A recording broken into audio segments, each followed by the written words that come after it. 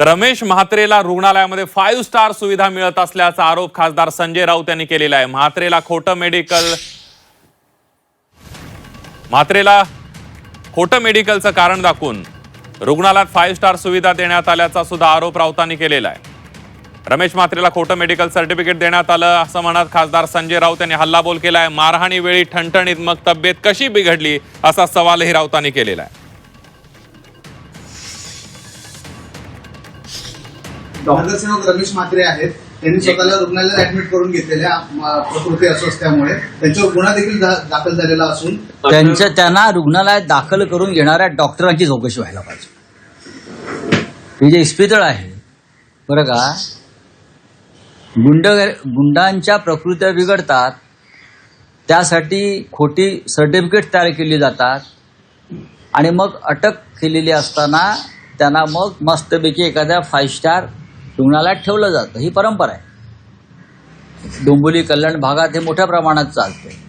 आता हे सर्टिफिकेट जे आहे त्यांच्या आजारपणाचं, हे डॉक्टर श्रीकांत शिंदेनी दिलंय का ते पहा।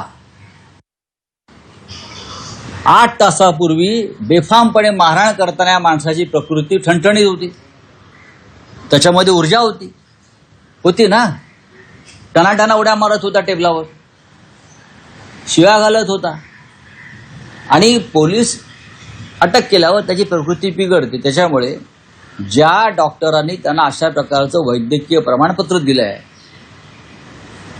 त्या डॉक्टरची आणि त्या इस्पितळाची ताबडतोब चौकशी व्हायला पाहिजे, उच्चस्तरीय। हे खोटं प्रमाणपत्र आहे वैद्यकीय। मी आत्ता सांगतो तुम्हाला, काही होत नाही या लोकांना, हे गुंड आहेत सगळे। गुंडांच्या प्रकृत्या कधी बिघडत नाही, ते ठणठणीत असतात। मुख्यमंत्र्यांना जर काय सत्कार्य करायचं असेल तर हे करावं। युवा सेनेचे नेते, प्रमुख शिवसेनेचे नेते आमचे आदित्य ठाकरे तिथे गेले, त्यांनी परिचारिका डॉक्टरांशी चर्चा केल्यावरती तो दबाव आला, त्यानंतर अटक झाली। ही कागदोपत्री अटक आहे, त्यांना अद्याप खरी अटक झालेली नाही। हा भूलभुलैया आहे। निषेध करून का फायदा? तुमच्या पक्षातल्या गुंडाला जो पोलीस लॉकअपमध्ये असायला पाहिजे, डॉक्टर शिंदे, तो 8 तासामध्ये आजारी पडतो। डॉक्टर त्याला खोटं सर्टिफिकेट आहे, मी तुम्हाला सांगतो, खोटा अहवाल आहे त्याचा। तुम्हाला लॉकअपमध्ये जायचं नाही म्हणून तुमची व्यवस्था ही इस्पितळातला छान खोलीमध्ये होते।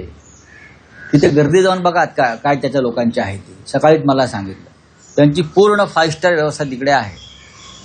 खरं म्हणजे हे जे डॉक्टर संघटना मार्ड वगैरे आहे ना, त्यांनी ह्याच्यावरती आंदोलन केलं पाहिजे।